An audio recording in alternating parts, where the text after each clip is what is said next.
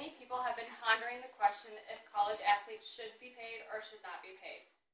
College sports are a growing industry and have been seen money destroys teams and players in the industry. Most college athletes are getting scholarship money to get their education paid for, along as other perks as well. If student athletes were paid with their scholarship money, then it will be impossible for the university to afford that specific program, and they will end up losing it. As a collegiate athlete myself, I feel I'm one of the luckiest girls in the world. I get to do a college sport that I love and get paid on top of it. Honestly, some people are just greedy. Just think, you are 1% of the nation that gets to go to college and do something that you love for the next 4 years of your life. That's all that matters, and getting a scholarship on top of it just makes it even better. As a college athlete, you are getting scholarship money to pay for your education, along with many other perks. Extra things college athletes are getting are free food, gym use, room and board, free clothing, and free travel. With all these extra things college athletes are given, it helps them become a better player for their school. Universities are giving these athletes great coaches, nutrition, media access, sports medicine, and a dedicated fan base to help their future career out as well. When going to a university, the primary purpose is your education, not to get as much money as possible. Universities want their athletes to achieve on and off the athletic field. Paying players would give them no incentive to achieve an academic success, thus defeating the purpose of a higher education. Most college athletes lack the appreciation of a college degree, and most athletes don't even finish school. They take off early to go for the major leagues. As an athlete who finishes school, they should be more important to recruiters and spectators. Unfortunately, that's not how it is at all. Not only does paying for college athletes make for a mess, it also takes away athletics from smaller schools and does away with recruiting. When an athlete signs a contract saying that they will play for that school, they are earning money for scholarships for themselves by playing. They are also helping the school make money as well. The money that the school makes from their athletes might not be a whole lot, but that money goes right back into that program.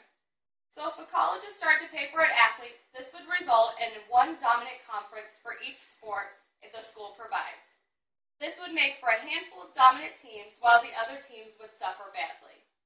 With smaller schools, they would not be able to compete against the universities, which would result in a loss of their program. Recruiting for a college sport is the most important part. Without a good recruit, you will not have a good team.